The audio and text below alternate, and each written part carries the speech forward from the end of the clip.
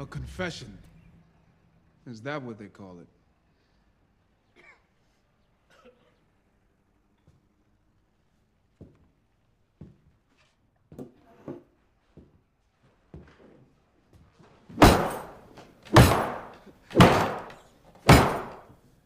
Billy Lyons was thrown in jail for 3 days without cause.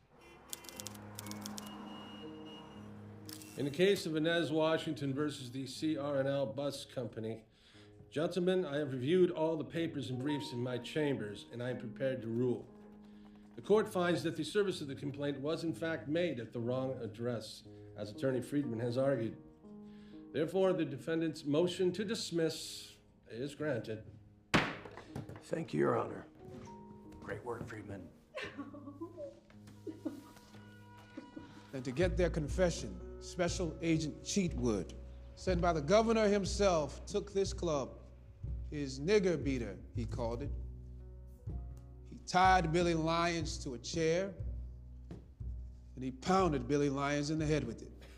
And still, Billy Lyons insisted he had not committed these murders. We had this one pegged as a loser. You've got a real knack for spotting technicalities. Thank you, Mr. Sprague. I'll be sending some more files your way if you got the time. I will make the time. They forced him into their car and hauled him off to the murder scene. The bodies had been burned and were decomposing.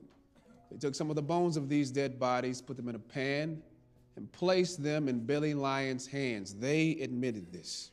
Delirious with exhaustion and pain, Billy Lyons confessed to a crime he did not commit. And it is based upon that confession alone that they now seek to hang Billy Lyons by the neck until he is dead. There may not be a next time. We needed this one. I'll be on the next train to Knoxville. I should be home by midday Wednesday. I love you too. See you soon.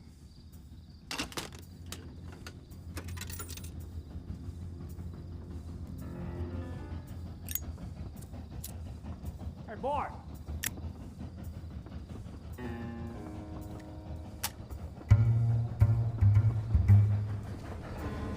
Boy, what do you think you're doing here?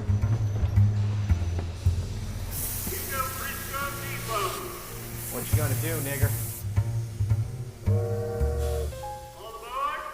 See you boys another time.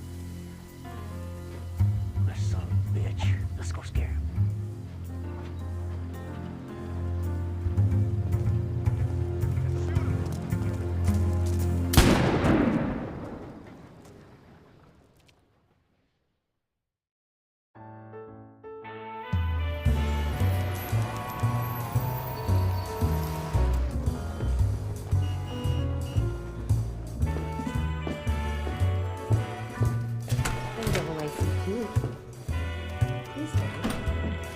Good morning, Mr. Marshall. Good morning. Welcome back. Thank you.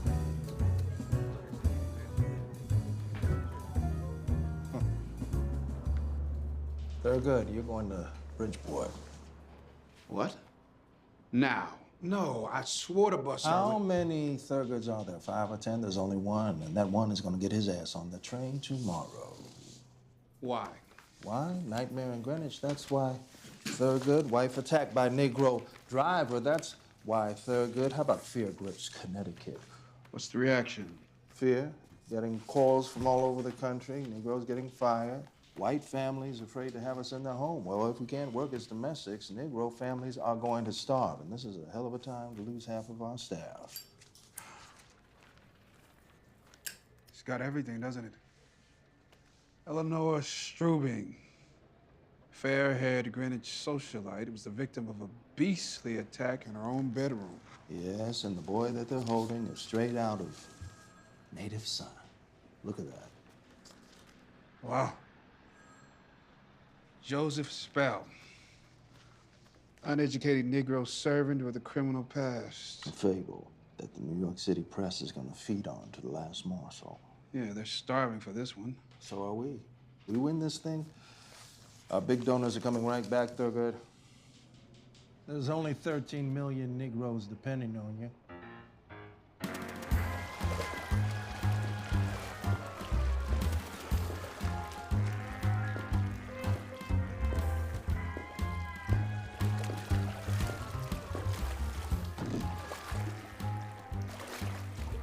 Irwin said I would find you here. What? Your brother said I would find you here. You know, swimming. Nice swimsuit. Who the hell are you? Tad Lancaster. Bridgeport High, remember? Trombone? Yeah. Still blowing it too, man. What are you doing here, Tad? Oh, I am working with the Bridgeport NAACP. Actually, I am the Bridgeport NAACP, and I need a little favor. Do you know that Spell case? The guy who attacked the girl from Greenwich? Yeah. Now, National is sending a lawyer from the city to handle his defense, and we need a local guy to get him admitted.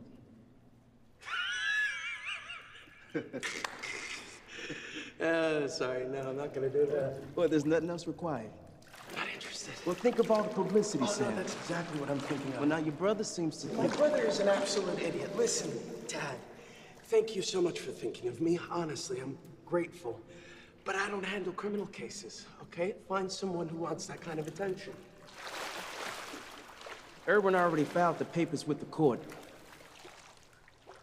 He did what? Scattered over many parts of the country. Nazi aircraft were reported over the south Paper, coast, please. the Midlands, as well as over the London area. Thurgood Marshall, National Association for the Advancement of Colored People. Sam Friedman. Friedman and Friedman. Good to meet you, Sam. Hey, give me a hand with these, would you? Sure. What have you got in here, cement? Guns. Books, Mr. Friedman. My law library. It goes where I go. Look, I told Tad Lancaster I'll get you admitted as a favor, but I can't get involved in a case like this. Yeah, why not? Well, I do insurance defense, you know, accident cases. I've got a reputation to think of. Ah. That must be difficult, What? having a reputation to think of. You meet our client yet? Your client? And no, I was Well, waiting come for... on, then. Let's get to it.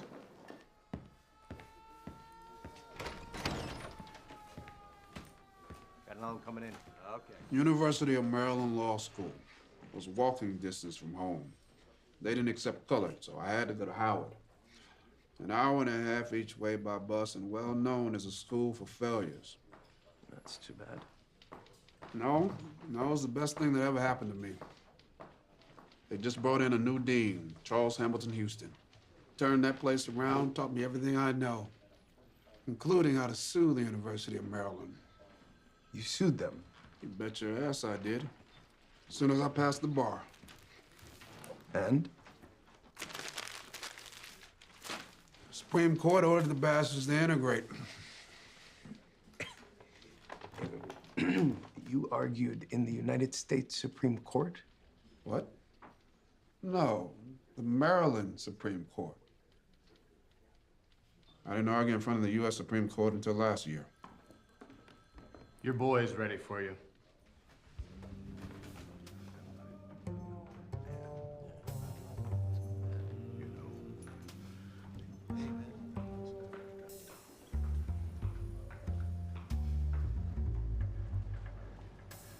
Spell!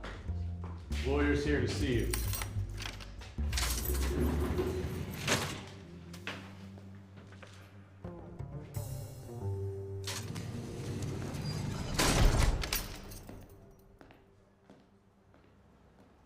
Mr. Spell, I'm Thurgood Marshall with the NAACP. You heard of us? You a lawyer? I am. This is Sam Friedman. He's a lawyer, too. Hey, you can go. Got no money for lawyers. Anybody ask you for money? Did you rape that woman, Joseph? No. Why does she say you did? I don't know why she's saying that. She says you raped her and tried to kill her. She lying. I was up in White Plains at a club. Come on, Joseph. All night long. No, not all night. Okay, I was at the house but couldn't sleep. So I went to play cards. Got back maybe 6:30. Anybody see you at the club? Yeah. I don't know their names or nothing. For an alibi defense, you need witnesses, Joseph. Otherwise, it's her word against yours. And who do you think they're gonna believe? There was a cop. A cop? Stopped me in Portchester on the way to the club. Looked at my license, then let me go. And what time was that? I don't know. Maybe 3 in the morning. I'm telling you this up front. The NAACP were not like most lawyers. We only represent innocent people, people accused because of their race. That's our mission. You understand? So I need to know this. Look at me now. Did you do what they said you did? I never touched that woman. Okay, Joseph. You got lawyers now.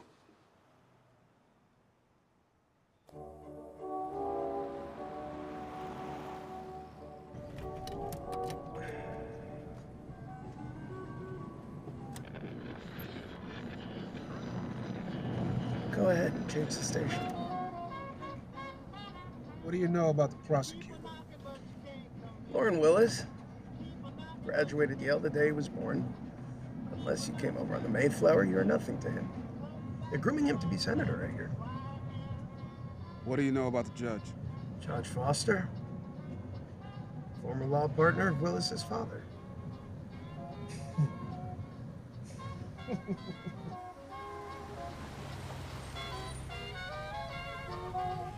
I'll move your admission Monday morning, and then I've got Back to fighting off those insurance claims. Yeah, I know.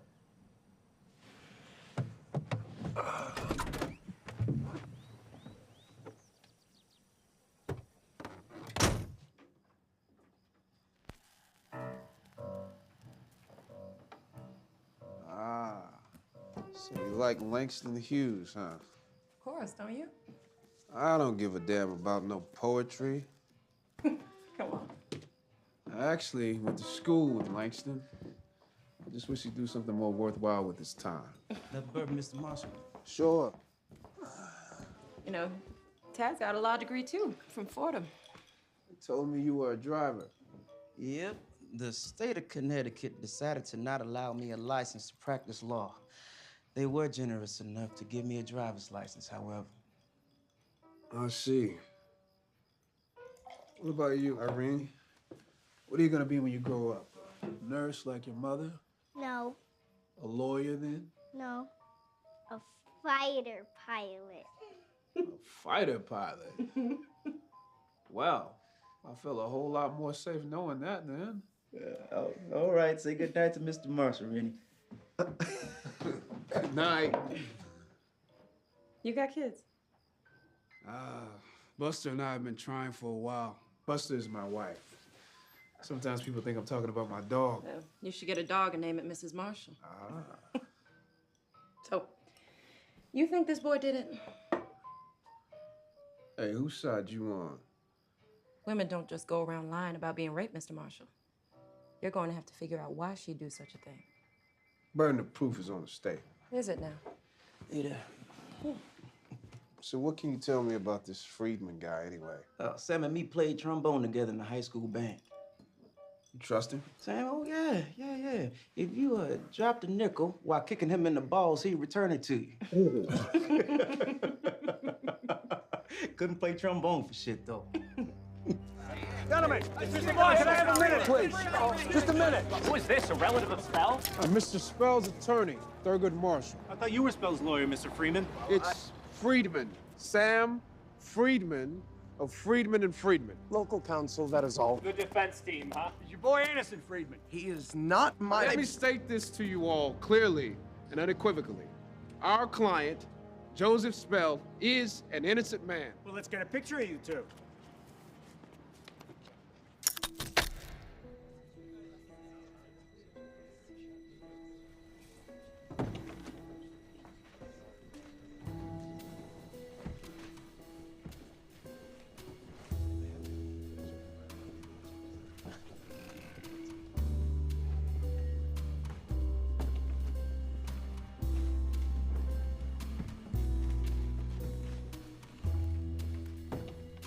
All rise. Superior Court is now in session. The Honorable Carl Foster presiding.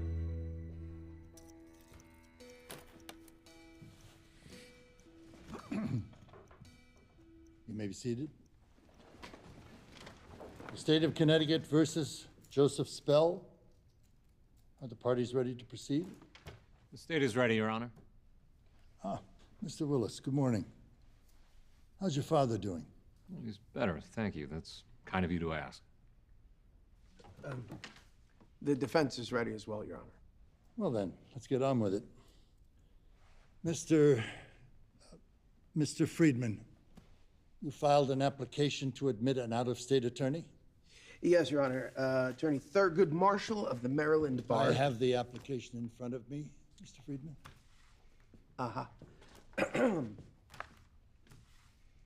Why do we need to admit this lawyer, Mr. Friedman? Does he have a long-standing relationship with the defendant? No, Your Honor, but... How long has he known him? Not long, Your Honor, but... Exactly how long? Well, he met him for the first time a few days ago. However... A few days ago? Well, then what possible reason could there be to admit him? You're a perfectly capable attorney, are you not, Mr. Friedman? You have tried cases before, haven't you? Only civil cases, Your Honor. But Mr. Marshall is with the NAACP, and they are concerned that their defendant receive a fair trial. So are we all, Attorney Friedman. So are we all. But he's not a member of our bar, is he? No, he is not. However, Your Honor, Mr. Marshall is a respected attorney. He argued in the United States Supreme Court. That has no bearing on this case. Your Honor, may I be heard? No, you may not. Court has heard enough and will rule. The court sees no legal requirement to admit out-of-state counsel in this case. But, Your Honor... However, the court not only wishes to be fair to all of the parties, but to maintain the appearance of fairness as well.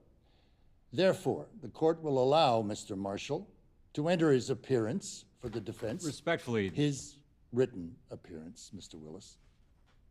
Mr. Marshall may sit at counsel table. However, he may not speak.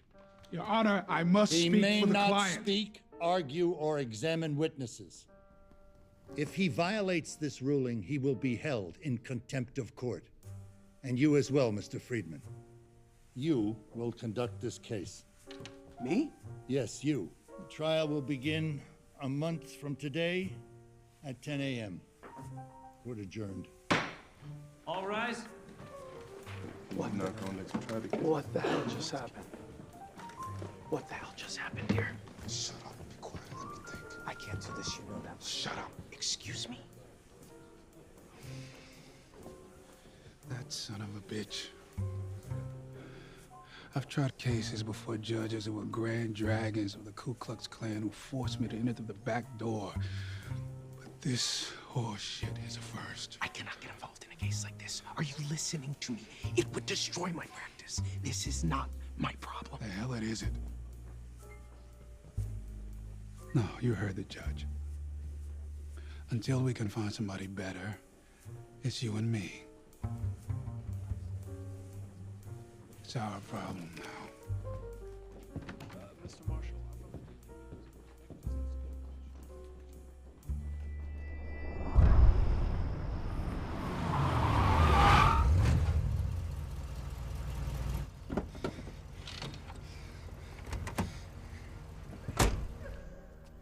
According to Eleanor Strugley's account, Spell rapes her at home, ties and gags her, then drives up here. He stops approximately 60 feet onto the bridge, like so. Takes her out of the car.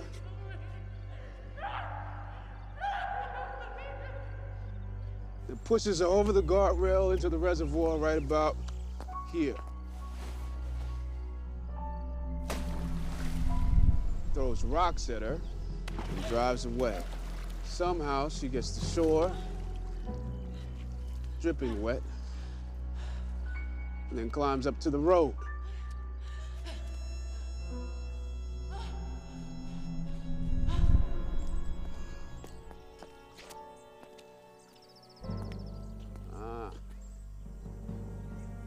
awfully scary down there, though.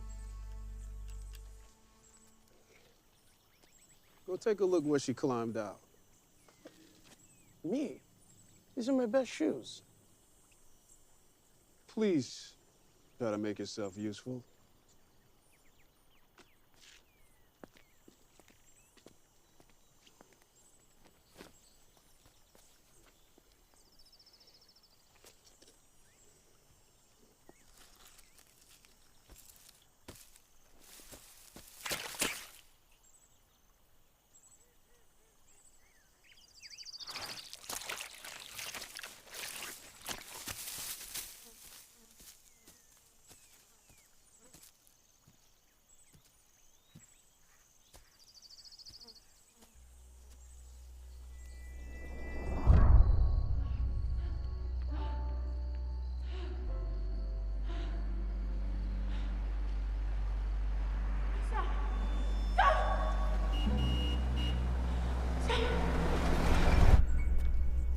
This is where the truck driver found her.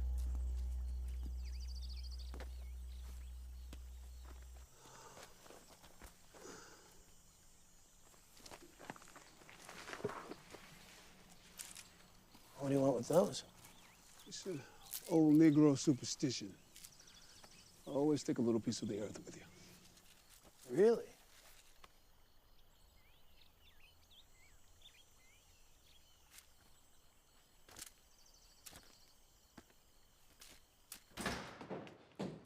Mr. Friedman, your picture's on the front page with Mr. Marshall. Oh, not a bad picture. Of me, anyway. Also, your wife called. Oh, Sam, perfect. Where you been? Out getting the cutlery I need to castrate you. You must be Irwin. I am. Mr. Marshall, pleasure to meet you. Pleasure. Sam, listen, I have great news. I made some calls. Harry Gruber, he wants the case. Harry Gruber, the communist. Sam, at least he handles criminal defense.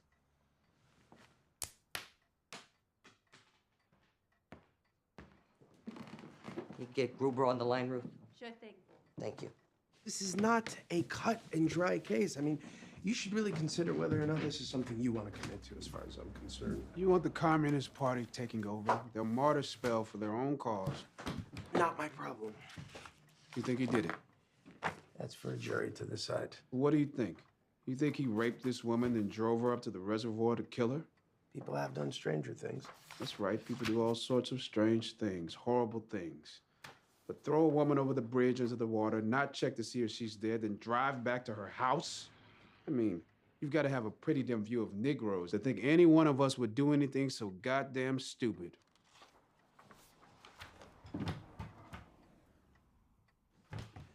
The papers say he was dishonorably discharged from the Army.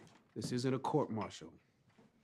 He was fired from his last job for stealing. No charges were brought. He left behind a wife and 2 kids in Louisiana, Thurgood. Yes, he's got baggage. Criminal defendants usually do. They're not perfect citizens like you and me, but none of that makes him guilty of this crime. Sam, I've got Gruber on the phone. What do you want me to tell him? I don't know. Tell him he's a schmuck. Sam, come on. Irwin, Shunganug, huh? Why me? I need someone who'll do as I say. What makes you think I will do as you say? You have no choice. You don't know what you're doing. You're quite a salesman. There's no time for that. You want me to try this case? No, I need you to try this case. And the Lord commanded Moses to enlist his brother's help. He shall speak for you to the people. He shall be your mouth, and you shall be his God to him.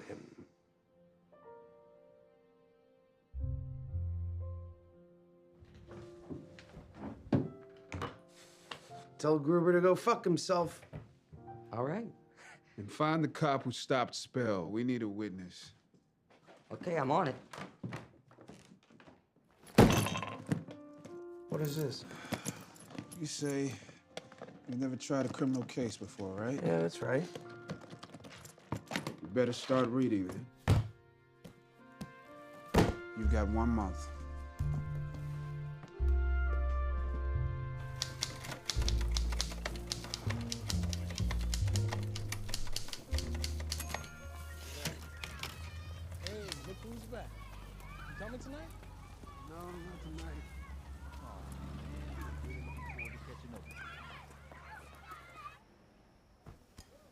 Zora, you need to stop feeling sorry for yourself. I am the one who's been sick every morning for the past month. What? You better not be lying. Look at the bump. Oh, I see it. You see it? I'm not going anywhere after this. What? You don't believe me? No, I don't. I swear. You swear. I swear. Nowhere, I Ooh. swear.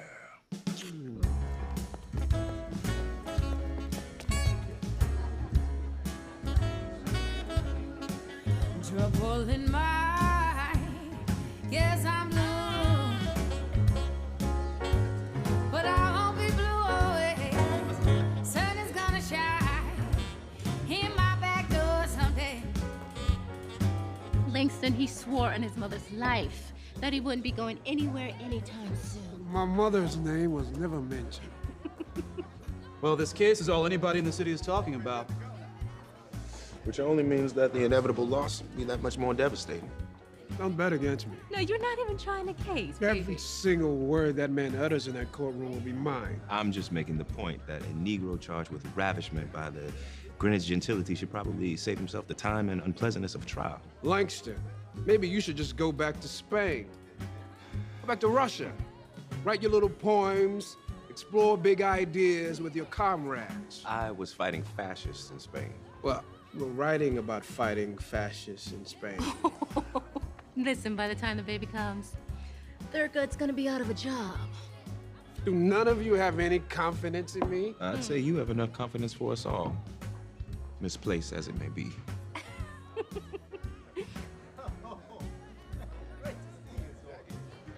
God, here comes Zora. Probably leaving dinner with Charles Lindbergh. Don't you dare. Zora! Come on over here.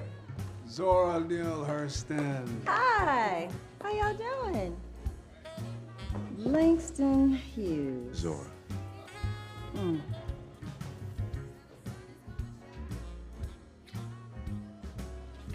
And who is this?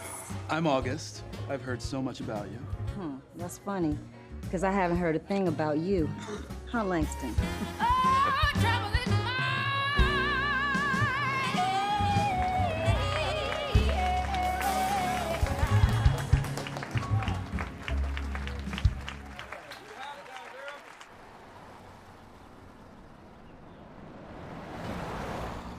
Okay, guys, we ready to go?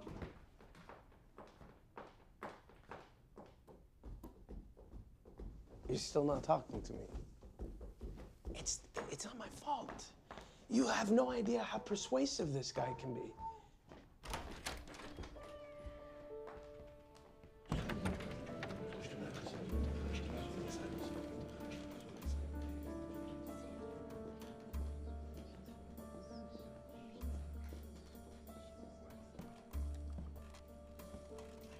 Stella, what on earth is Sam thinking? With all that's going on in the world today, we don't need this kind of attention focused on us. Well, he wasn't looking for it, Rose. Irwin got him involved.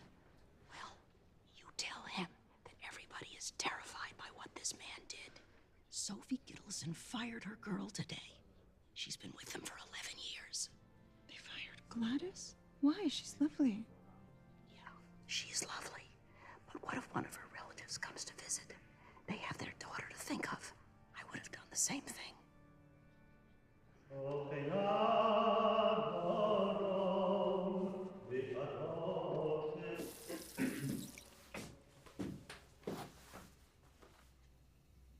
Well, if it isn't Mr. Friedlansky. Mr. Wiseman, Dora and I couldn't remember. Were you born here or in Minsk? we came over when I was 1. That's what I thought. So you feel like a real big shot, I bet, defending that Schwarzer. What do you think your father would say? I could not tell you. I think he'd say he was proud. For the defense. Don't mention it. To anyone.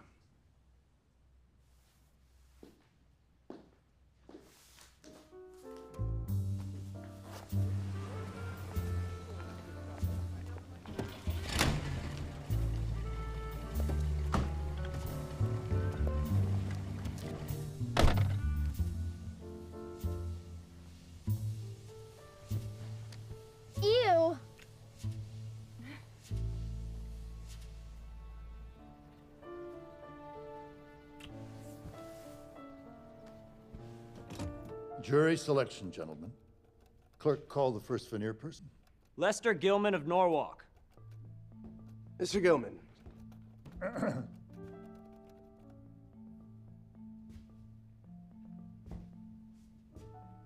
Mr. Gilman. In this case, a colored man is accused of raping a white woman. Could you be fair in deciding such a case? I think so. No further questions. Accepted by the defense. To tell you the truth, I don't know much about them, the colored. We don't have too many in Stratford.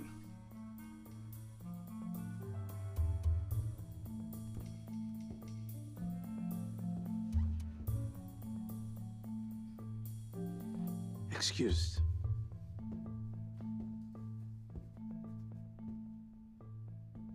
I'll be honest with you. I don't like the colored. Seems to me they're always getting into some sort of trouble. I don't think much of Hebrews either. Excuse me? Well, you're one of them. I figured. Thank you for your candor, Mr. Wright. No further questions. Counselor? Your Honor, we move to have Mr. Wright excused for cause. On what grounds? He just admitted he's biased.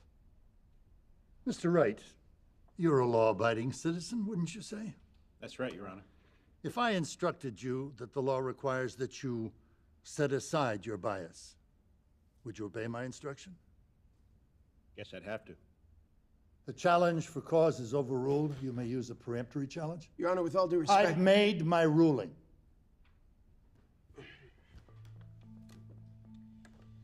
Excused. Mr. Ellis, you agree, do you not, that as a colored man, you could not fairly pass judgment on Mr. Spell? No, sir. You agree you could not be fair?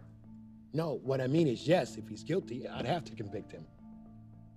I'll use a challenge. Just do it. Your Honor, I object. Grounds? You can't use the challenge to discredit. I heard that, Mr. Marshall. It's a peremptory challenge, Mr. Friedman. The state may use it for whatever reason it wants. Mr. Willis, you have 4 left. The defense has 1. What's the point of that? Every single time they discriminate, we're going to object. Recognize it now. Mrs. Richmond, you reside in Greenwich? Yes, Mr. Willis, I do now. And if the state proves its case, you could convict the defendant? Yes, of course I could. Thank you, Mr. Richmond. That's all I wanted to know.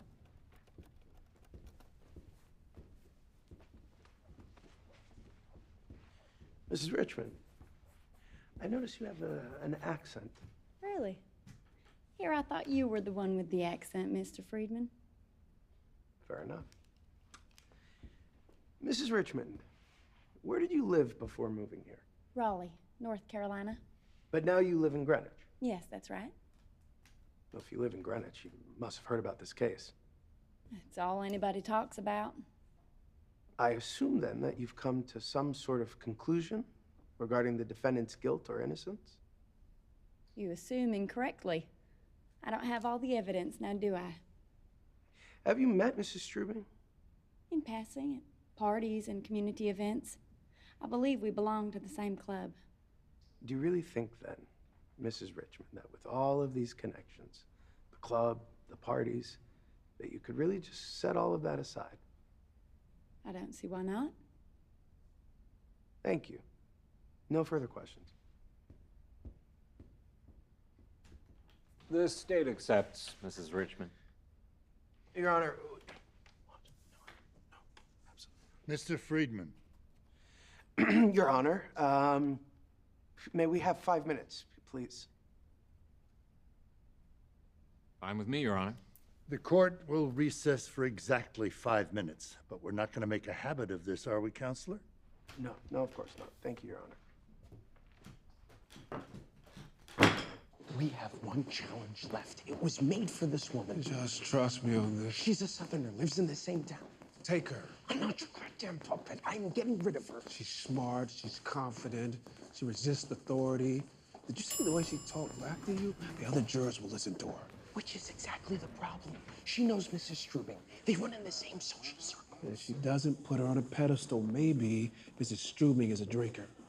Maybe she has a boyfriend in town. This woman may know things. You are stabbing in the dark. Maybe, but this I do know. The one thing Southerners like her hate more than the colored. Arrogant Yankee pricks like Willis. Were you watching her?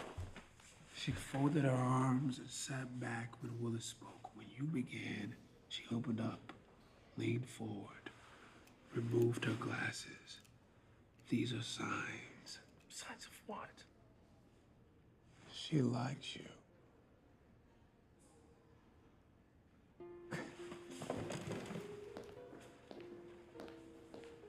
No, my glasses. I need my glasses.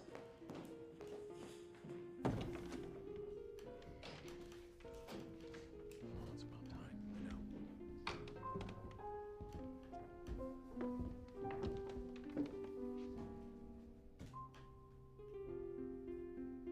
Mr. Friedman? The defendant accepts Mrs. Richmond. Am I missing something? Mrs. Richmond, you've been accepted by both of the parties and will serve as our 12th and final juror. The evidence will begin tomorrow morning at 10 o'clock. Hey, Mr. Friedman, what do you have to say about today's comments by the NAACP? What comments? The press release by Walter White? He says that the Spell case will show the world that a colored man cannot get a fair trial in the United States of America. Do you agree, Mr. Friedman? I have nothing to say about What that. about you, Mr. Marshall? Hasn't it been proven in this courtroom already? How can a man have a fair trial when he's denied counsel of his choice? When the members of his race are eliminated from service on his jury, when fear and bias against his race are the central points of the case against him. In Europe right now, the forces of tyranny have mobilized behind the vision of a so-called master race. And here in America, our differences aren't supposed to matter. Here, we're promised equal protection under the law. Nothing complicated about that. That promise has not been realized, not even close. Not in Birmingham, Alabama, nor in Oklahoma City, Oklahoma, and certainly not here in Bridgeport, Connecticut. Where your bigotry is simply colored by a northern accent. But a fair jury can always render a just verdict. That's what we're striving for here today. The Constitution was not written for us, we know that. But no matter what, we're gonna make it work for us. From now on, we claim it as our own.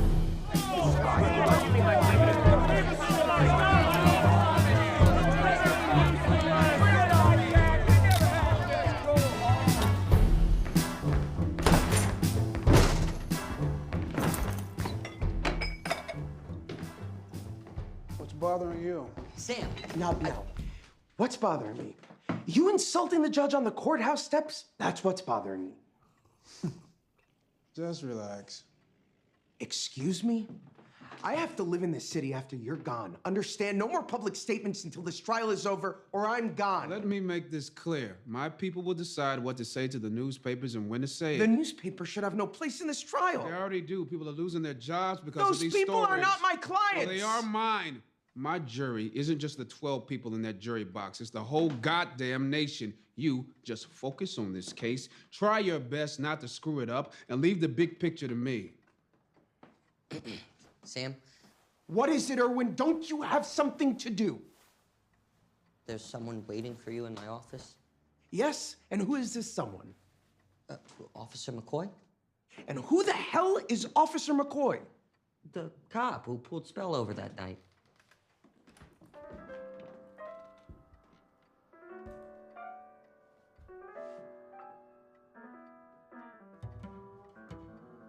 I just did what you said. I drove around Portchester, pulling over police cars, and I found him. Attaboy, Irwin. Attaboy. What time did you pull over Mr. Spell? Did you hear the question? 3:37 a.m., according to my notes. Why'd you stop him? Didn't look like a man like that would drive that car. Was anyone with him in the car? No. He was alone. You're willing to testify to that in court? If I have to. Everyone, get a sworn statement from Officer McCoy, then escort him out. Officer.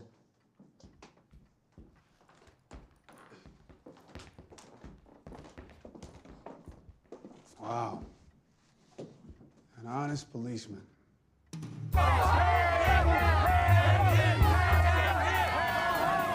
See what your publicity stirs up? Nah, it just brings them out where you can see them.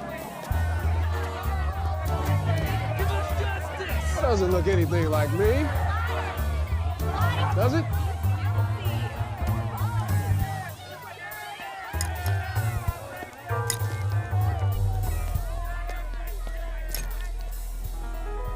State of Connecticut versus Joseph Spell. Are counsel ready to proceed? Ready for the state? We are, Your Honor. Mr. Willis, you may call your first witness. The state calls Greenwich Police Captain Burke to the stand.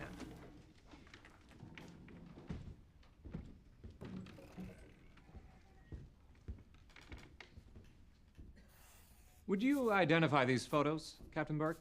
Yes, sir. That's the Kensico Reservoir. Did you find any evidence at the scene that pertains to this case? Yes, sir, we did. We found Mrs. Strubing's sealskin coat floating in the reservoir under the bridge about here. Then about here, on the guardrail, we found some strands of fabric.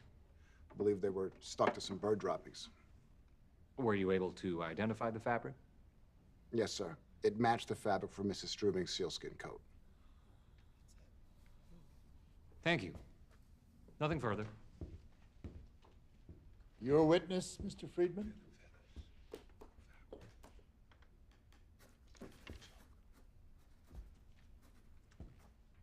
Bird droppings. Sorry? Oh, bird droppings, Captain Burke? Yes, that's right. Were you able to identify the bird? May I? Thank you. Now, on one side of the bridge is a reservoir, placid as a lake. On the other side is a 30-foot drop onto a jagged rock bed. Is that correct? You could say that. And the fabric that you found was on the lake side, right about here, around 60 feet onto the bridge. 67 feet, 4 inches. Okay. Did you conclude then that Mrs. Strubing fell or jumped off the bridge? I concluded that she was pushed. Pushed? To murder her?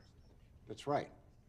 As a trained crime investigator, Captain, did you ever ask yourself, if someone wanted Mrs. Strubing dead, why not push her onto the sharp, jagged rock bed rather than the still lake water? Object. Asking for speculation. Sustained. The jury will disregard the question. Now, Mrs. Strubing told you that after pushing her into the water, Joseph threw rocks at her from the bridge. Is that correct? Yes. Mm-hmm. Were there any rocks on the bridge? I don't know. There may have been. But there were rocks in the area around the bridge. Is that correct? Yes, there were. About how big were they? I really couldn't say.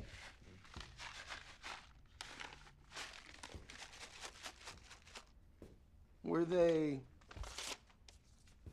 any bigger than this, Captain? I can't say they were.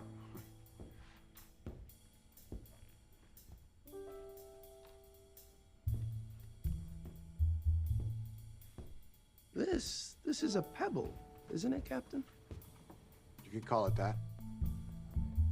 What would you call it?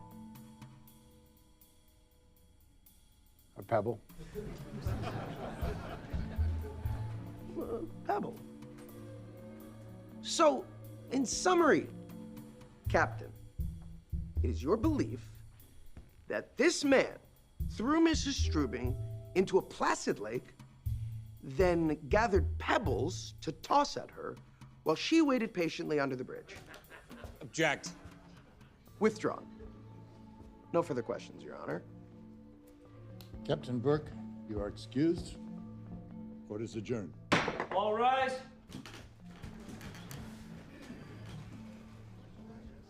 Mr. Friedman, well done. Of course. Well done. Let's go. Why are you smiling? I think we scored some points there. This isn't a sporting event. A man's life is on the line. Word with you, Friedman. Yes, of course. Alone. To you both. The doctor who examined Ellie is testifying tomorrow. It's rather personal, of course. These are private people. Please, get to the point. Excuse me? Well, I've spoken with John Strubing, and he's willing to consider a plea. It's my decision, of course, but plead your boy, and I'll recommend a sentence of 20 years. Otherwise, he gets life. No. No deals. Mr. Friedman? Not my call. Of course, you have to speak to your client. I'll expect a different answer in the morning.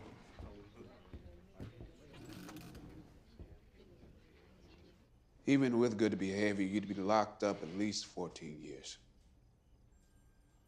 I could maybe do that. They don't know we found the cop, Joseph. We don't even know if Strubing will show up. You could walk out of here a free man. But if she does, if you wrong. Listen, the decision is yours. Sam, I need to talk to Joseph. Are you asking me to leave? Of course not. He's your client. I'm asking you to listen.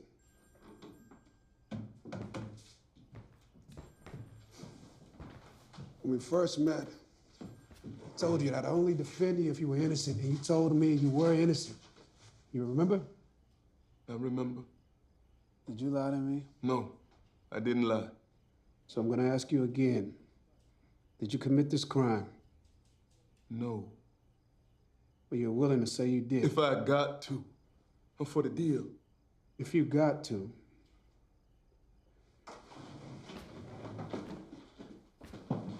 My great-granddaddy was a slave.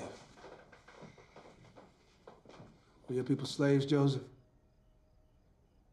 When we were slaves, we had to do what the master said, but we're not slaves now, are we?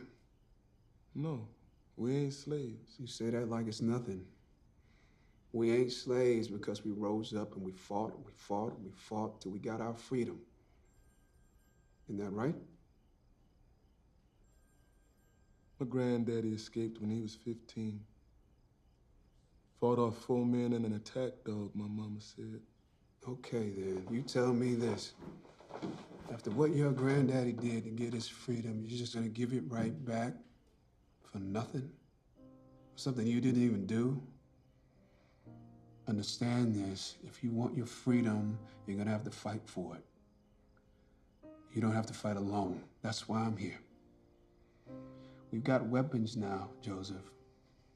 Our people do. Weapons we didn't have before. We've got the law. And you've got Sam, one of the finest young trial lawyers in this country on your side. You really think we can win? I wouldn't be here if I didn't think we could win. Dr. Sayre, please tell the jury your field of specialty. I specialize in the field of gynecology, and I deliver babies. On the morning she was discovered in the reservoir, did you have occasion to examine Mrs. Eleanor Strubing? Yes, she was brought to my home by the police at, let's see, 6:30 in the morning. Did she tell you what had happened? Objection? Hearsay? Overruled. Doctor? I've forgotten the question. What did Mrs. Strubing tell you? She told me that she had been raped by a colored man who worked for her. What was her mental state during all of this? She was severely distraught, weeping. She kept repeating, "Am I pregnant? Am I pregnant?" Did you then examine her? Yes. My wife assisted by removing her clothing. It was torn, wet and muddy. I noted bruises on her arms and legs and numerous abrasions and contusions on both extremities. I then performed an internal exam. Do you have an opinion based upon reasonable medical certainty as to whether or not she had been raped? Beyond question, Mr. Willis, it was all consistent with rape. Thank you. Your witness.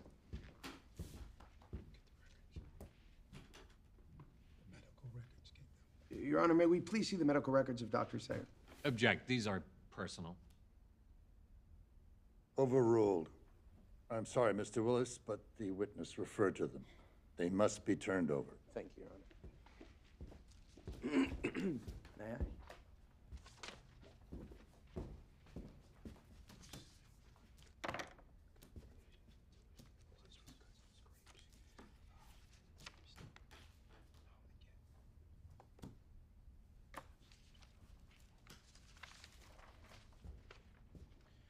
Abrasions and contusions, those are scrapes and cuts, aren't they, Doctor?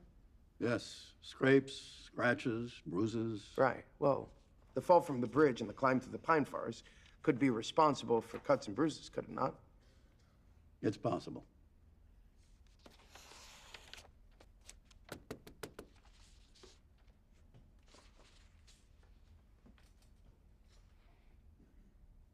You did an internal exam. You found edema, swelling, traces of blood. Yes. Mm-hmm. And it was based on this that you determined that she was raped. Indeed. But those same findings are equally consistent with a woman who took a lover and engaged in vigorous sexual intercourse over the course of an evening. Isn't that correct? Objection. How dare you? There is no evidence of any lover. Sustained. There is no place for that in my courtroom, Mr. Friedman. Of course, Your Honor. I'm sorry.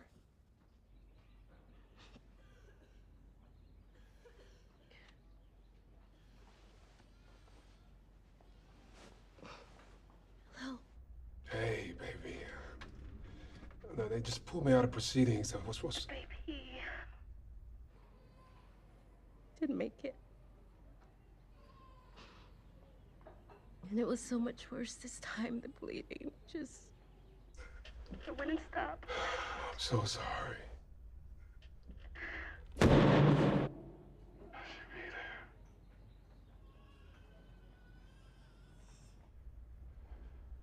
Buster. Buster, are you there? Yeah. I'm here. Where are you? Do you have any further questions, Mr. Friedman?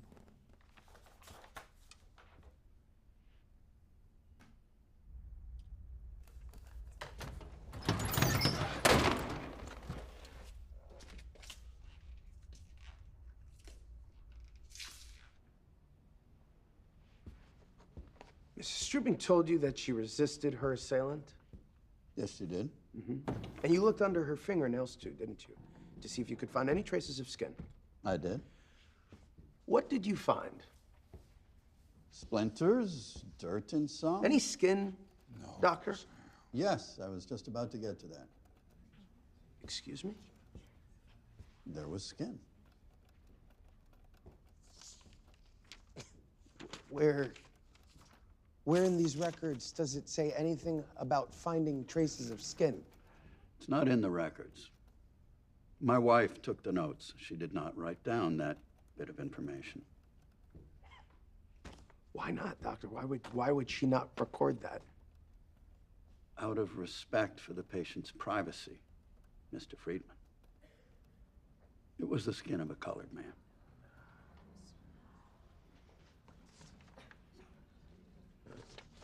No further questions. It wasn't in the records. They got a doctor to lie under oath. How do we fight against that? You asked the exact question Willis wanted you to ask. What were you thinking? Where the hell were you? Getting instructions from Walter White? See what happens when I don't hold your hand? You panic up there like an amateur. You should have let him take the deal. God damn it, would you shut up about the deal? We have an alibi witness, remember? What don't you get? They will have McCoy change his testimony. Just watch. Let them. We'll take his sworn statement and shove it up his ass. No, tomorrow morning I'm walking into Willis's office and I'm asking him if the offer's still on the table. The NAACP isn't taking any deals. The NAACP isn't the one with its life on the line here. Yes, it is, goddammit. You're using him. That's all this is. Just like you said the communists would. We're giving him the best possible defense under the circumstances. Yeah. I'm sure he'll feel really lucky as he sits in prison for the rest of his life. Let's not act like it's Joseph Spell you're concerned for all of a sudden. What is that supposed to mean? From the moment you got involved in this, you've been looking for a way out.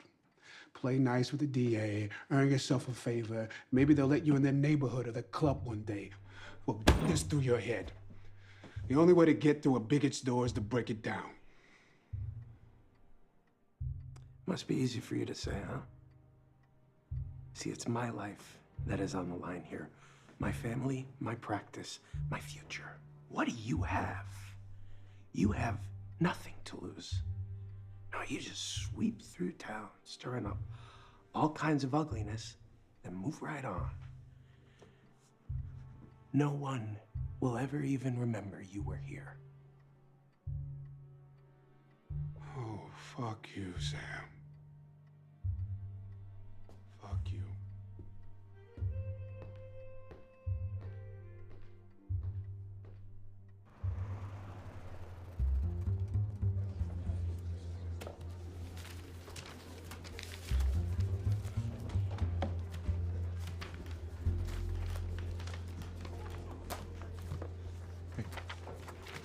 You two okay?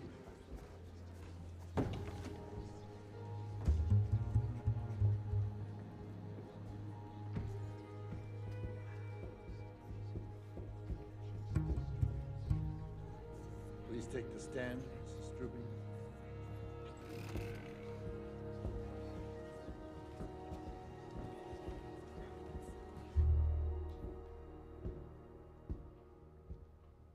Mrs. Strubing, you reside in Greenwich? Yes, my husband John and I moved from Philadelphia about a year ago. Is your husband here in the courtroom today? Of course. Sitting in the front. Mrs. Strubing, do you remember the night you were attacked?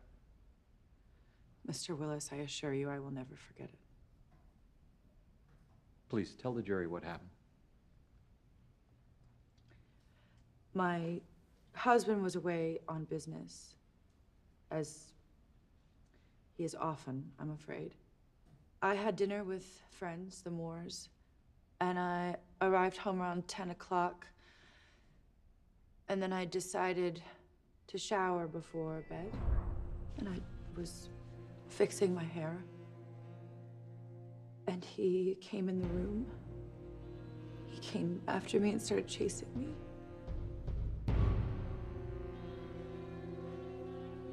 He had a knife. The knife was pointed at my throat, and I thought of screaming, but I couldn't. He penetrated me. I couldn't make him stop. His body was crushing me. What happened next, Mrs. Strubing? He said he wasn't finished with me. And then he did it again. Did what? Raped me, Mr. Willis. And then what happened? When it was over, he said, "We're going for a ride, Mrs. Strubing." After all that, he still called me Mrs. Strubing. Then he tore my dress with his hands and gagged me. I show you Exhibit H. Is this the dress? Yes, that's it. And is this Exhibit I taken from that dress similar to the gag he used on you? Identical. Then what happened? We started driving. I had to lay down on the floor so that I wasn't seen. He came around, pulled me out of the car, and I remember feeling weightless. Suddenly I was freezing, and rocks were hitting around me. Mrs. Strubing, do you see the man who raped you in this courtroom today? Yes. He's right over there, the colored man. For the record, Mrs. Strubing, which colored man? The one in the brown suit. Thank you. One more question, Mrs. Strubing. Did you encounter anybody else during your time with Mr. Spell? Yes, as we were driving toward the reservoir, the car suddenly filled with red light. It was the police. I thought at last I was saved. And then Joseph said to get down back there, and if I made a sound, that he would cut my throat. Then I heard the policeman, and I thought, please, please just look. But he didn't. He spoke with Joseph, and then he left. I'm so sorry. I did not want to cry. I'm so sorry. You've been very strong, Mrs. Strubing. She certainly has, Your Honor. No more questions.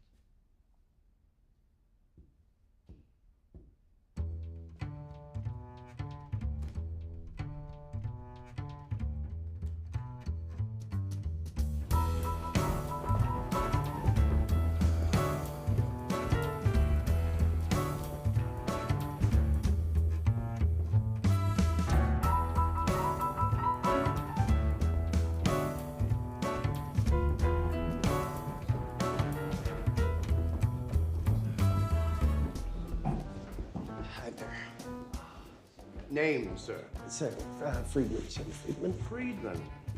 I don't seem to have your name here, sir. Actually, I'm a friend of...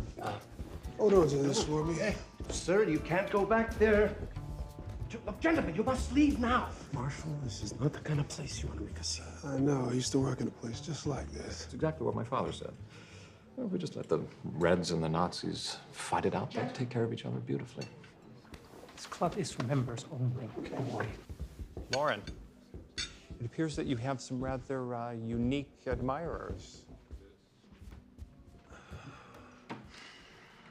This is a private club. She wasn't in the car, Lauren. Excuse me? You had her lie on the stand today. Are you accusing me of a crime? Yeah, that's exactly what I'm doing. Who do you think you are? We have a sworn statement from an officer McCoy. The Spell was alone that night. I don't care what you have. Ellie Strubing told the Greenwich police everything when she first recounted the crime. If she wasn't in the car, how could she have known the car had been stopped? Here. Read it. What is this? Another sworn statement. This from Ellie Strubing the morning they found her. Dated, timed, notarized. Everything she told the Greenwich police. This is fraudulent. Get out of my club.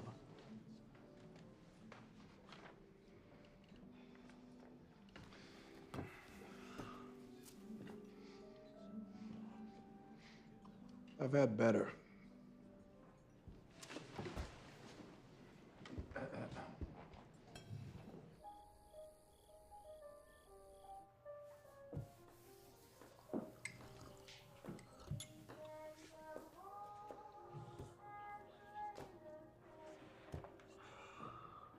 Are you okay, sweetie? You look blue. And a man as good looking as you has no cause to be blue.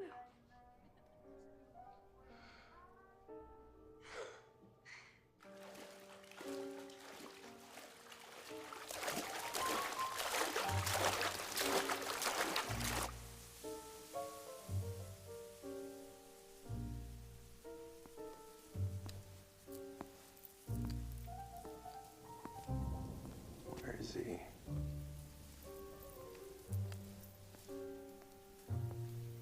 Attorney Friedman.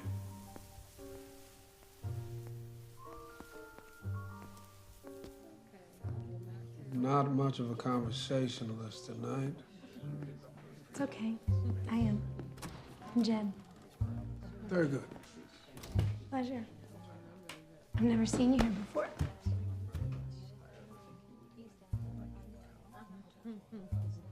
Attorney Friedman. Attorney Friedman, hold on a minute. What do you want? Oh, we're just eager to introduce ourselves. To you and the nigger lawyer. You don't want to have anything to do with this man, miss.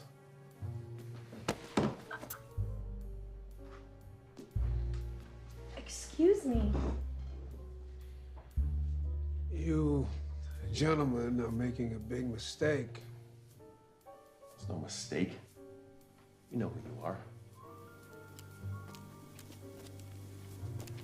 Bet you wish you had your nigger lawyer friend now. Get out of here! Hey! Get out of here! Hey!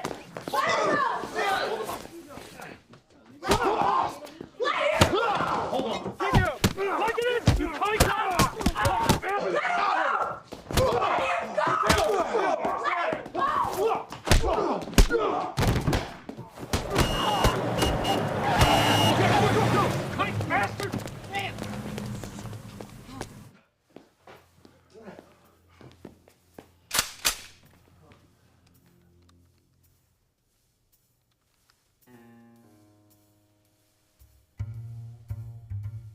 This here is Mr. Thurgood Marshall.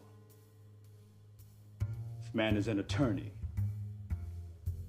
You will be showing Mr. Marshall all the respect he deserves. Understand?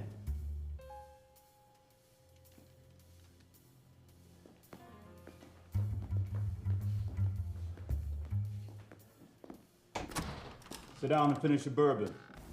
Say something. You're late.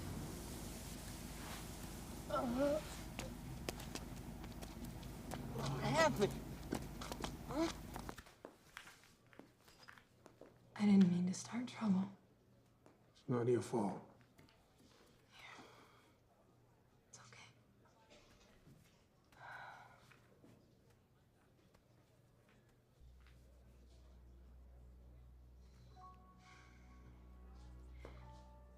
Listen. Men are men. And women are women. Right? Right. The Nazi masters of Germany have made it clear that they intend not only to dominate all life and thought in their own country, but also to enslave the whole of Europe. There's Flonken. Why are you so... Sam, what happened to you? I could use some ice. What is it? What's wrong? I got in the first punch. What's wrong? What is this? You've been crying. No, now, let's... Tell me. My cousin and Anna in Krakow. They took her. Sie haben genommen die Kinderreich.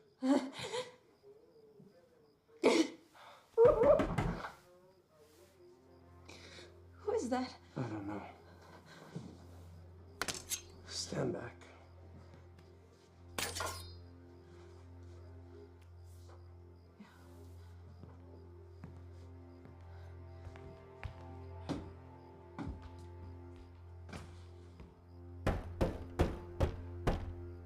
Who is it? Me. Thurgood. Your co-counsel, open up.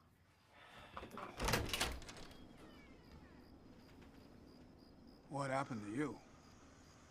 Did I come in a bad time? What do you want, Thurgood? I have thoughts about tomorrow. Tomorrow? Get out of my house. No! Not until I tell you why I'm here.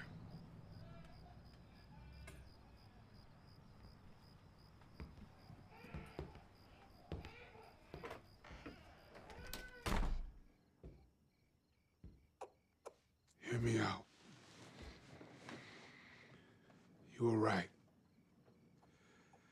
I had it all wrong all along.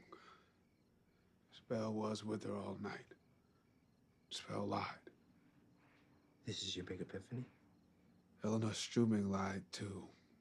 Neither of them have been telling us the truth. Thurgood, you have just broken this case wide open. My God, you really are a legal genius. Men are men and women are women. Men are men and women are women, Sam.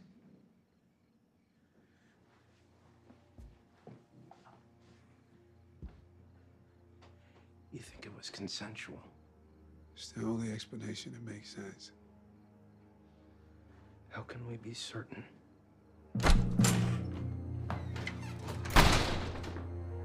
We need to talk. Talk about what? Listen to me carefully now.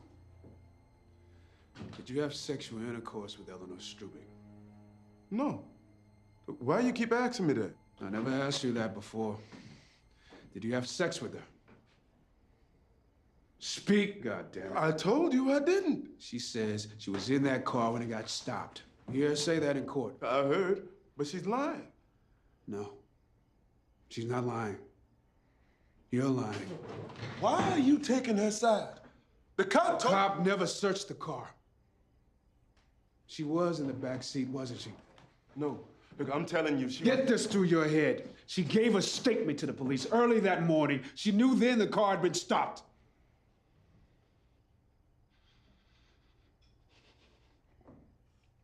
Okay. Okay, she was there. And did you have sex with her that night? Answer me. Answer me now! Yes. How many times? 2 times. So you're guilty. You've been lying all along. No, look, it wasn't rape. What about the skin under her nails? The doctor lying too? When we got to the reservoir, I parked the car. She starts screaming, opens the door to run out, so I grabbed her just to keep her there. That's when she scratches me. You lying to me again? No, it's the truth. Why didn't you tell me the truth in the first place? I was confused. It's not good enough, Joseph. Willis is gonna ask why you lied sure as you're standing here. He's gonna ask you in front of everyone. The jury's gonna be studying you with all 24 eyes, and you're just gonna say you were confused? I couldn't think straight. That's not gonna swing it. You lied in a sworn statement. Why would you do that? Because I was scared. All right. I was scared what they's gonna do to me if they find out.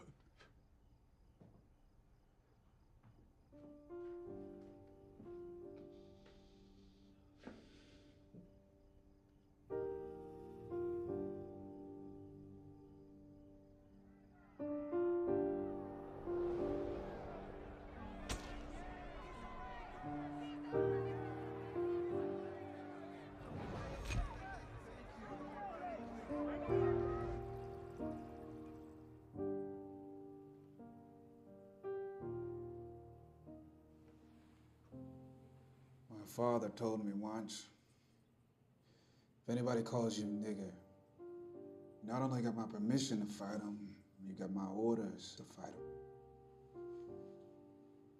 Your father say anything about being called a kike? No.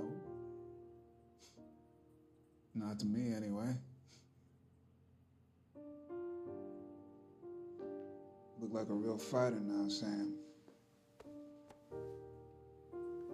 Like a Jewish Joe Louis. Nah.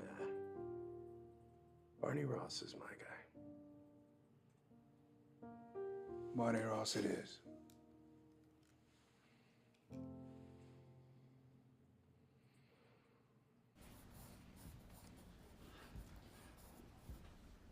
morning. Good morning, Mr. Friedman. Mrs. Strubing, you're originally from Philadelphia, is that correct? Yes. College grad. Bryn Mawr, Mr. Friedman. You were an athlete, I understand? Yes, I was on the swim team. You and your husband moved to your estate in Greenwich last spring, is that correct? I don't know if I'd call it an estate. I'm sorry, a mansion? John and I moved here to Greenwich, rather, last May. But your husband was away on the night of this incident, is that right? Yes, as I said, on business. You've testified that you went out on the evening in question. That is correct.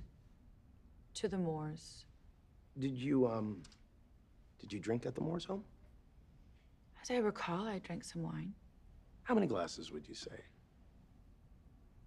I don't remember. But it was more than one. I didn't say that. I said I didn't remember. When you drove home, were you tipsy? I never drink enough to get tipsy. Okay, so you went straight up to your room to shower. Is that correct? Yes. And when you came out of the shower, you say Joseph was waiting for you. I didn't see him at first. I had no reason to believe that I wasn't alone. But then he was there.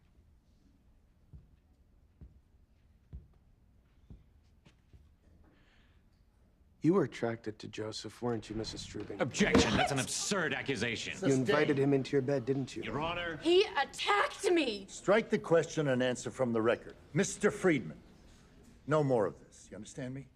Yes, Your Honor. Yes, of course, I'm sorry. Now, your bedroom is just below the room where the maid slept. Yes. Did you scream for help? I couldn't. He had a knife. Did he hold the knife as he removed his clothing? He must have.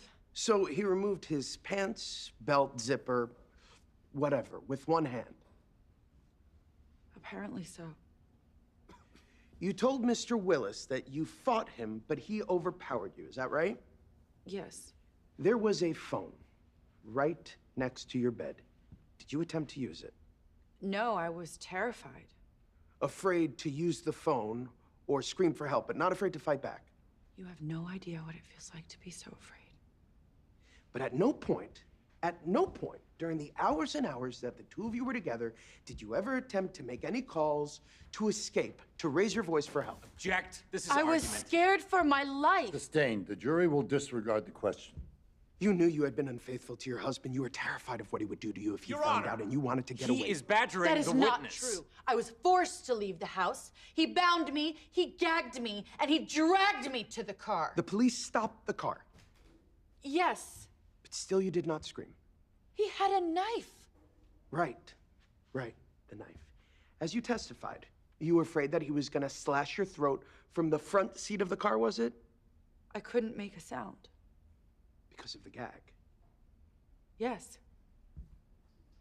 Mrs. Strubing, this Exhibit I is identical to the gag that he used? Yes. Let's just show the jury what he did then. Mrs. Strubing, please instruct Mr. Marshall, if you would. The gag was between your lips. Is that correct, Mrs. Strubing? Yes, that's correct.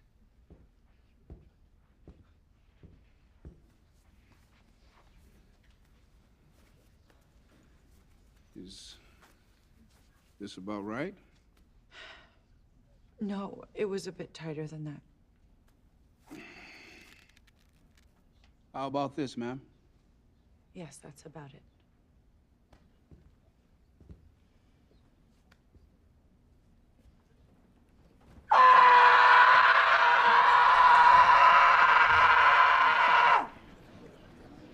Now, you could have done that, Mrs. Strubing. He would have killed me. Who would have killed you? Your husband? Objection! Quiet, Mr. Marshall. There was a policeman standing not 3 feet away from you, and still you did not call out for help. Instead, Joseph drove on to the I'm warning reservoir you, no where you speaking. bolted from the car because you were ashamed of what you had done with another man, with a colored man. Objection! One more word out of you, and I will hold you in contempt. You were afraid of what your husband would do to you if he found out, afraid that you were pregnant with a colored child. Objection! This is argument! Sustained. Jury will disregard. You jumped into that water. You wanted to end it all. I was thrown. I was thrown. My hands were tied. He tried to kill me. Your hands were not tied, Mrs. Strubing. You were able to remove your coat and let it float in the water as you swam to shore. That's not true. That's a lie. He gagged me. He tied me. Raped me. I am so sorry for your unhappiness, Mrs. Strubing. No more questions. Mr. Willis. I have no questions.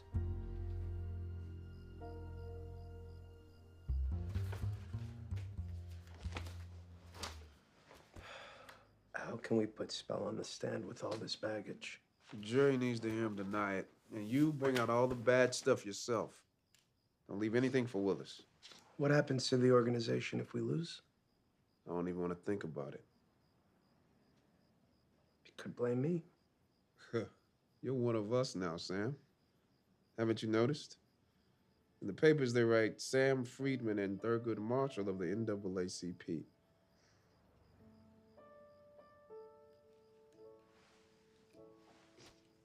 Joseph, please tell the jury where you were raised.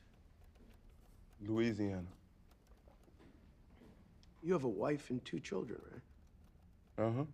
Even though you have a wife, you have another woman in White Plains, is it? Yes. Ever served in the Army, Joseph? Yes, sir. Fort Benning, Georgia, 6 years. Discharged. That was a dishonorable discharge. Yes. Then you moved north. That's right. Before working for the Strubings, you worked for another family in Greenwich? Yes, sir. They accused you of stealing and fired you. Yes, sir.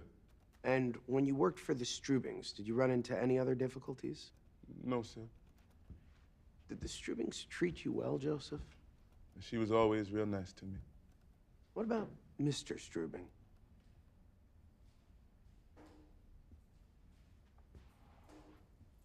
Was he mean to you? He was mean to everybody.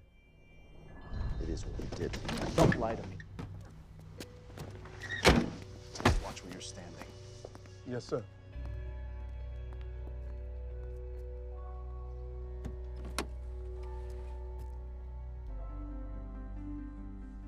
Just a second, Joseph. I'm sorry. It's quite all right, man.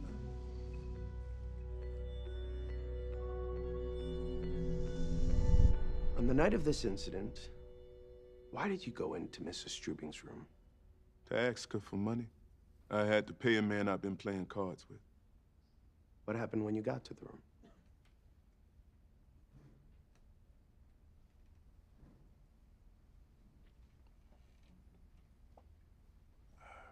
Knocked on the door.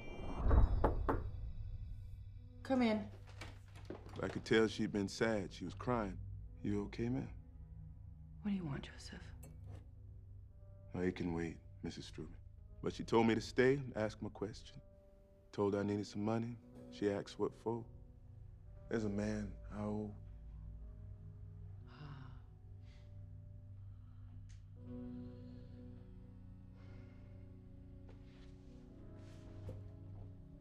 So she went to the bureau.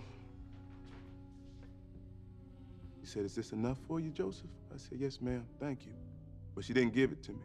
And she asked me, I'm not awful like him, am I, Joseph? "No, ma'am."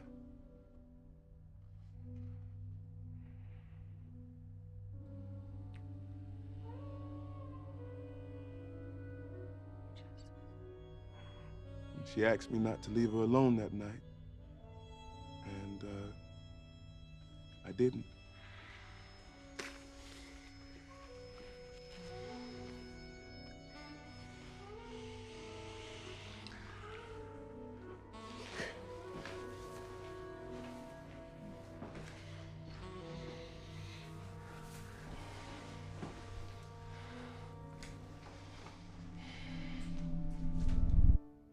Then what happened? Well, we went down to the living room. Me and her, we had a drink together. What did the two of you talk about? She told me he beats her. Who beats her?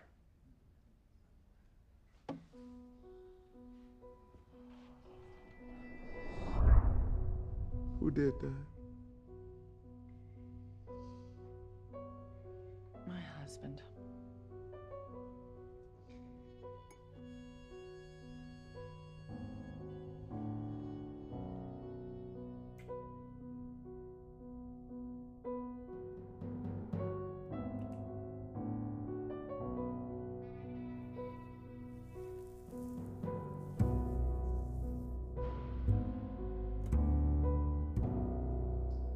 Did she ever resist you, Joseph? No, she didn't. Not at all. What happened next? We were lying on the sofa.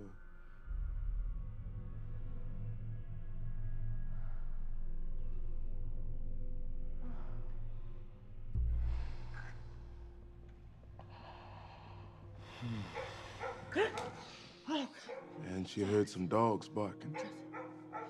She was convinced that somebody was gonna come to the house and find us together. Get up. Get up. Okay.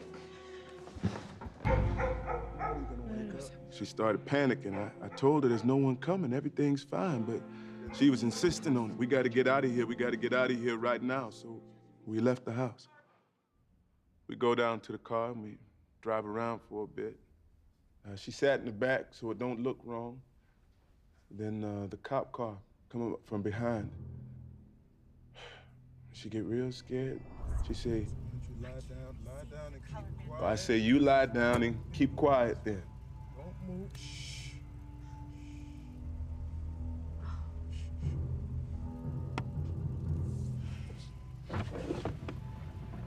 Where'd you get this car, boy? I'm a chauffeur, sir. Belongs to John Struben, Greenwich, Connecticut. Identification? Yes, sir.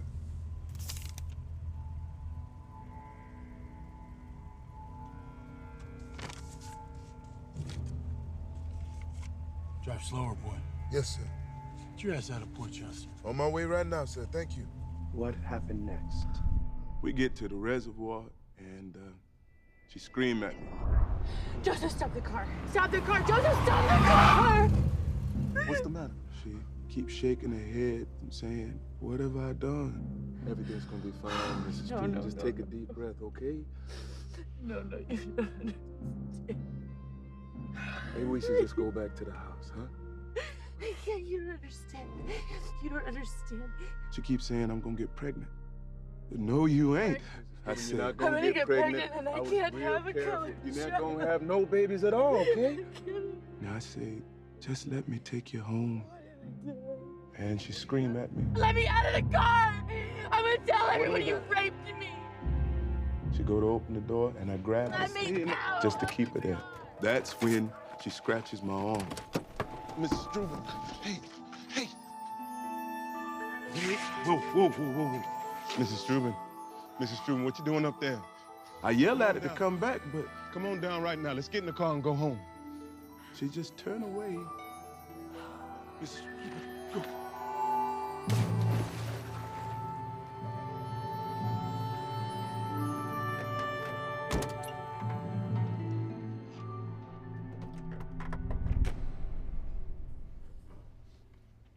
Joseph, did you rape Mrs. Strubing?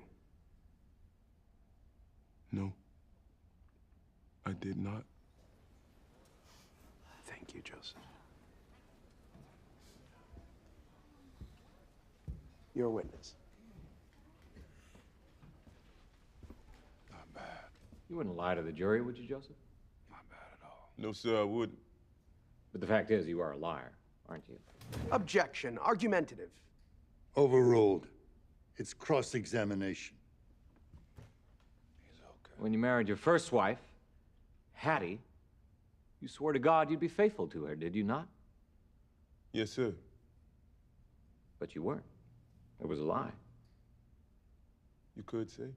And you told her you'd take care of your children, didn't you? Yes, sir. But you haven't. have you? Not so much as I should. And then you were in the service and you swore to honor your country. But that was a lie, too. No. Then you came north and you stole from your first employer. When the police picked you up, you lied to them about your whereabouts the night before, didn't you? Yes, I did. You gave a statement, under oath, that you were in a bar all night. Yes. So you lied to your wife, you lied to the state of Louisiana, you lied to the police, you lied to God. Why should anyone believe you now? I don't know why they should, except it's the truth. The truth? If it's the truth, why not tell it from the beginning? If you're an innocent man, why lie? Why lie, Mr. Spell? Answer the question. If you were an innocent man, why would you lie? I tell the police I was with her. It was what she wanted. If it's the truth? Louisiana, you know what they do to me for being with a white woman like that? If they don't kill me right then and there. Soon enough, the others come, they drag me off, they tie me up, they cut off my manhood, and then I'd be swinging off the branch of some tree. So why'd I lie, Mr. Willis? Because the truth gets me killed. That's why. I move the answer be stricken.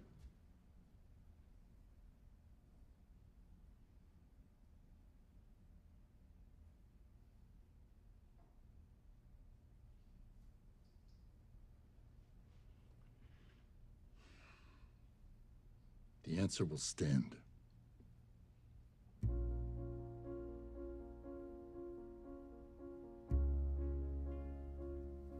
Mr. Willis?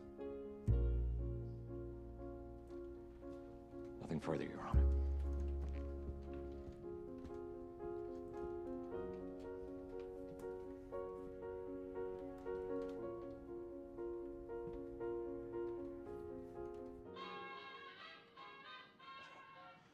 You know what?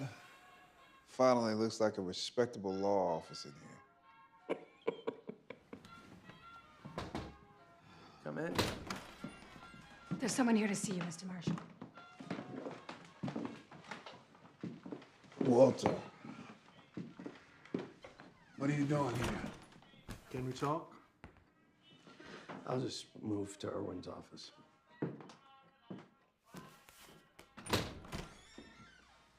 Come on, Walter. What is this? 14-year-old boy in Mississippi, they say he killed a cop. He needs a lawyer. And I have to leave tonight. You ready with the summation? Sam, you will be. Then there's no reason for you to stay. I'll take care of everything.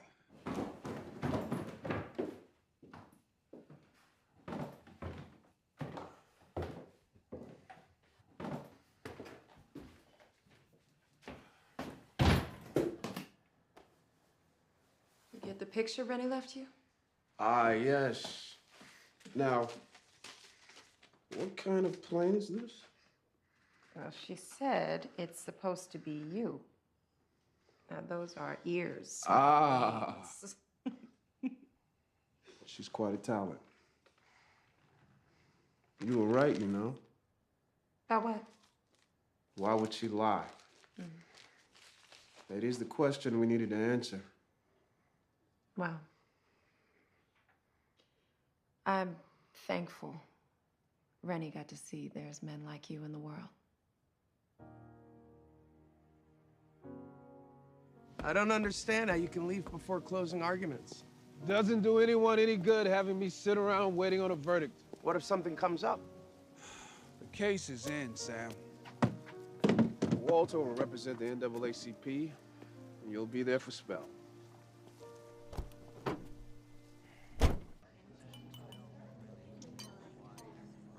Sam, did you know I only have one testicle? No. Yeah. In my college years, found myself running from a gang of bigots in a part of town they didn't believe I should be in. My buddy's there ahead of me in a truck. I jump for the back, I'm pulling myself up, but there's a jagged spike of metal I don't see. It slashes right through my sack. Yeah. Why am I telling you this? Well, I want you to know that even sitting in the back of that pickup, my scrotum torn, every bump sending shocks of pain down my leg, even that wasn't as excruciating as sitting there watching you argue this case these past few weeks.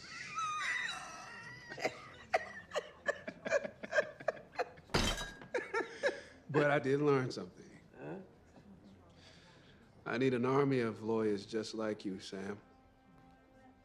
Lawyers who don't even know they want to make a difference, who with just a little bit of training and be just as capable as me. Well, almost as capable. And until then, what? You just travel around the country on this crusade, putting out fires in Mississippi, Oklahoma, Bridgeport. It's not really fires I'm after, Sam. It's fire itself.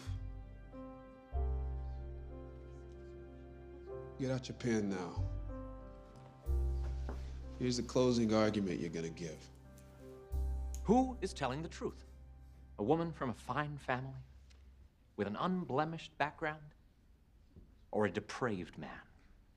A repeat criminal with no morals? A man whose whole life has been composed of a series of lies? Did this decent, church-going, intelligent woman, the graduate of a top college, engage in voluntary sexual relations with her Negro servant and then jump into the water for what? For pleasure? As the defense would have you believe? Of course not. Joseph Spell raped Eleanor Strubing, then he hurled her over the bridge to kill the only witness to his crime.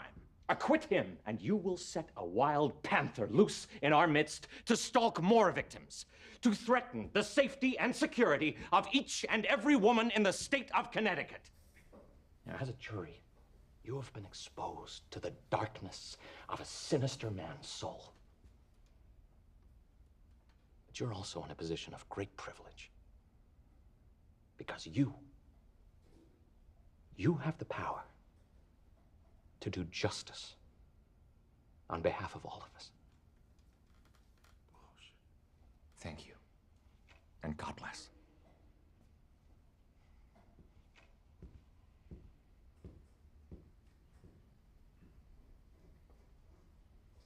Mr. Friedman? Why would a woman like Eleanor Strubing consent? No. Encourage sexual relations with a man like Joseph Spell. Let me tell you why. Eleanor Strubing's story is nothing less than tragic. She is a respectable woman from a fine family. She attended the best schools. She went to church each and every Sunday. As the good book says, she was spotless as the Lamb of God. She is spotless as the Lamb of God. She and her husband, John, moved to Greenwich. Oh, he travels frequently, leaving her alone in a new town, away from her friends and family, in a vast, empty house. The pangs of loneliness hit hard. She has some drinks. I knock at the door. Joseph. Joseph? She was not expecting this. A young man, a handsome man. In a moment of weakness, her judgment impaired by the alcohol of the evening. Consumed by loneliness, she invites him to share her bed, to ease her pain. As the evening goes on, she becomes panicked that they will be discovered. She must leave the house, must escape her sin. What if she is pregnant? And with a colored child, what if her husband were to find out? What would he do to her? She cannot live with the fear, the shame. So then there they are, at the reservoir. An opportunity to escape her life, her despair. Joseph tries to hold her back, but she wrangles free, runs from the car. And she plummets into the water. Only as soon as she hits the surface, her years of training take over. See, she is a swimmer, and she simply cannot drown. With her zeal to end her life gone, her only escape, she must accuse him. And so a story is created. A web of desperate lies filled with inconsistencies, absurdities, reasonable doubts. The state must prove its case beyond a reasonable doubt.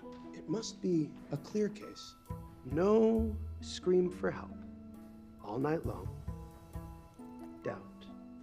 No call on the 4 family phones. Doubt. No cry to the officer just a few feet away. Doubt. No rocks on a bridge. Doubt. Doubt. Doubt. Doubt. The doubt, my friends, is overwhelming. This is why you must find Joseph Spell not guilty. Ladies and gentlemen of the jury, you've heard the arguments of counsel. You may now retire to the jury room to begin your deliberations. Court is in recess.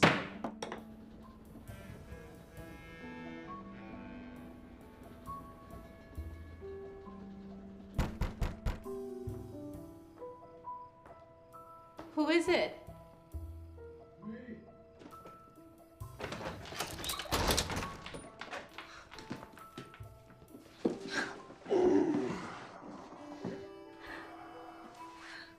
You're supposed to be on a train. I have a little time.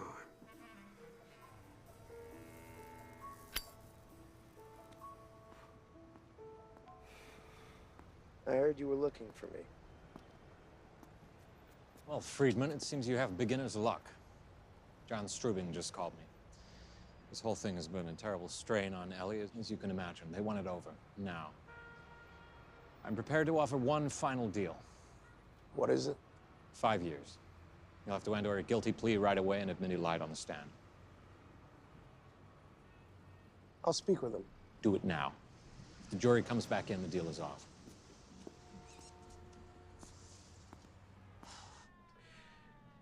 You'd be out after 3 years with good behavior, possibly sooner. You think I should take it?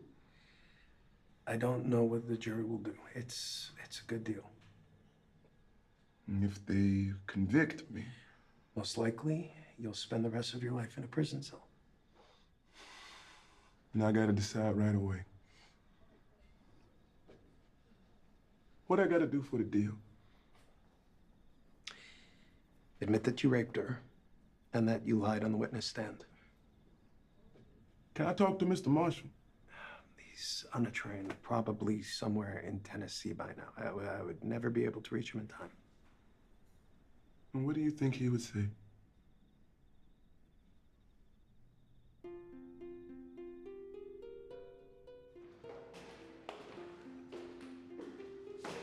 Huh.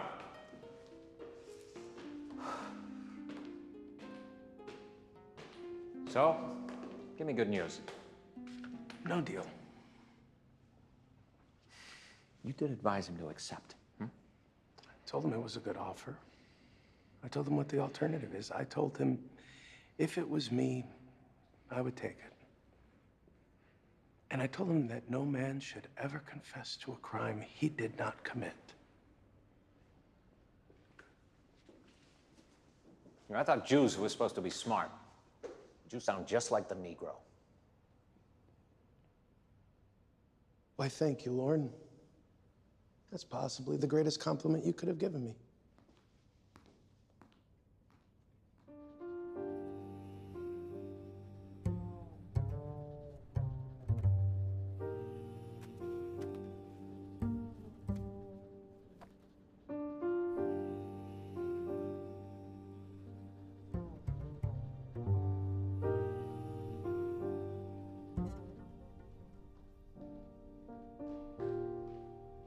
There's a verdict.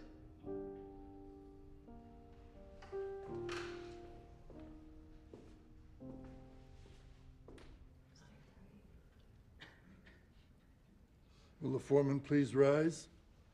I'm the forewoman, Your Honor. Very well. Have you reached a verdict? We have, Your Honor. Mr. Spell, rise and face the jury.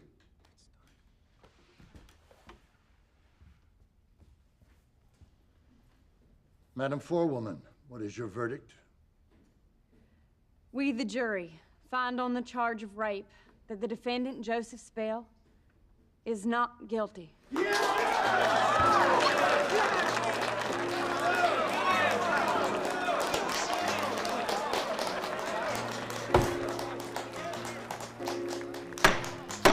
Order. Is this your verdict? So say you all? We do, Your Honor. That's it, Joseph. We did it. Mr. Spell, the jury has found you not guilty. You are released from custody. Jury is dismissed. Court is adjourned. All rise.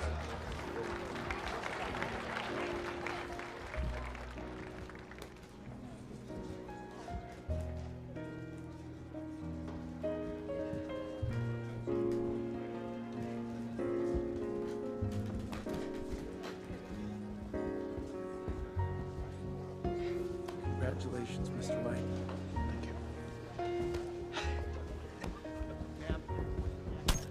Mr. Spell, I am Tad Lancaster. Mr. Marshall thought you might need a place to sleep tonight. Oh, Mr. Marshall.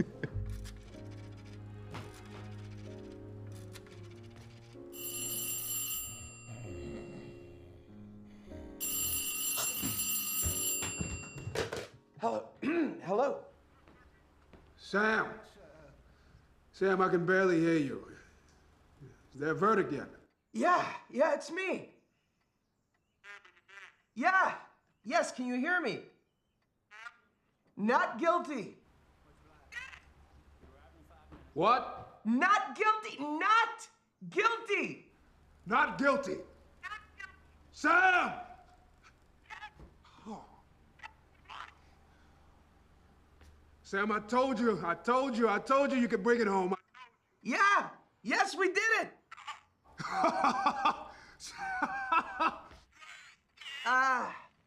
Thurgood, I'm having trouble hearing you. Sam, are you there? Are you there? Thurgood.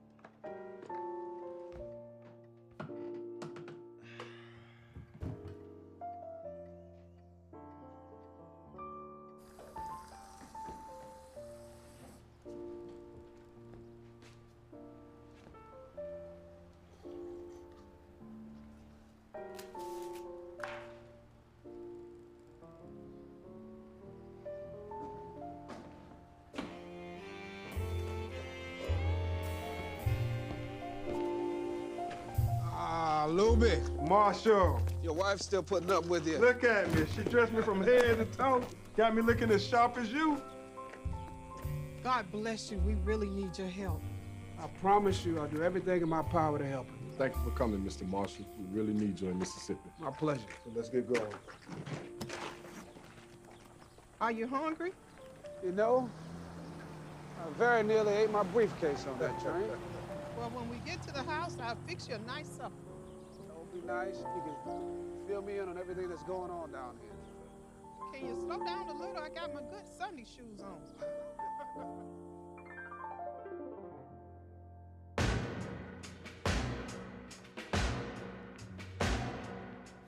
You can have all the money in your hands, all the possessions anyone can ever have, but it's all worthless treasure.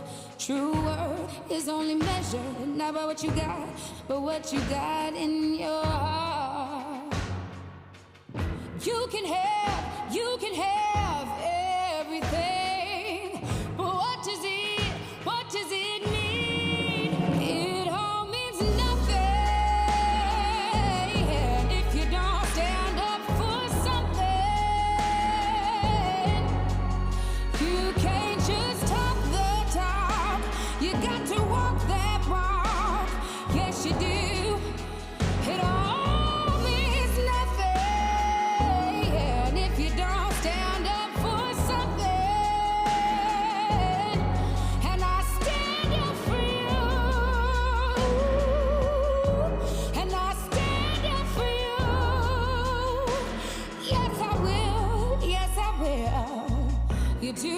best, do the best that you can do. Then you can look in the mirror, proud of who's looking back at you.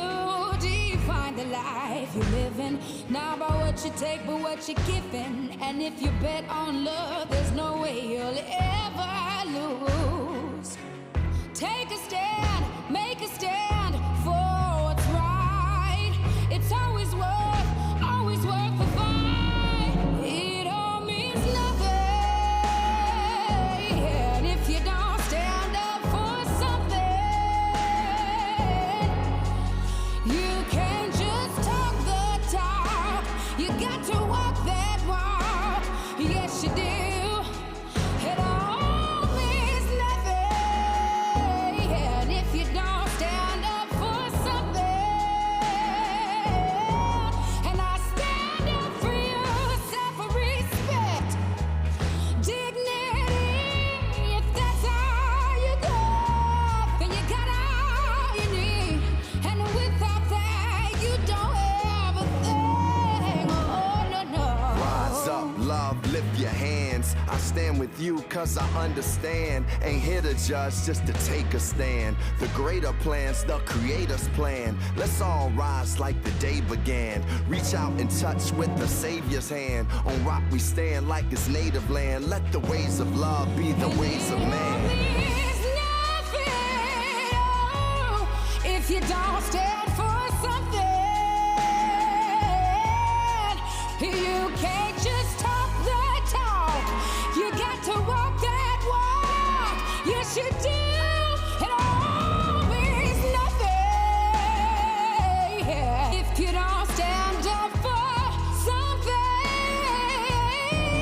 And I stand up for you. Yeah, I stand up for you. And I stand up for you. Stand up for you. Yes, I will. Yes, I will.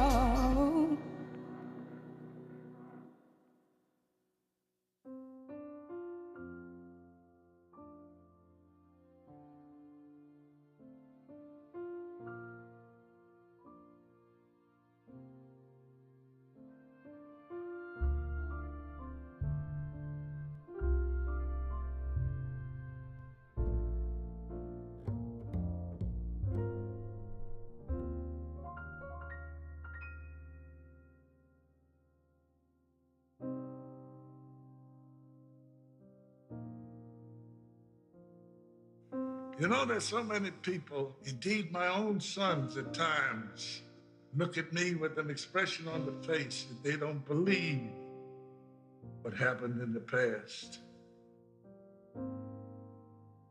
There are movements by the different branches of this government that are set to push back. Oh, now it's being done, you know, cleverly.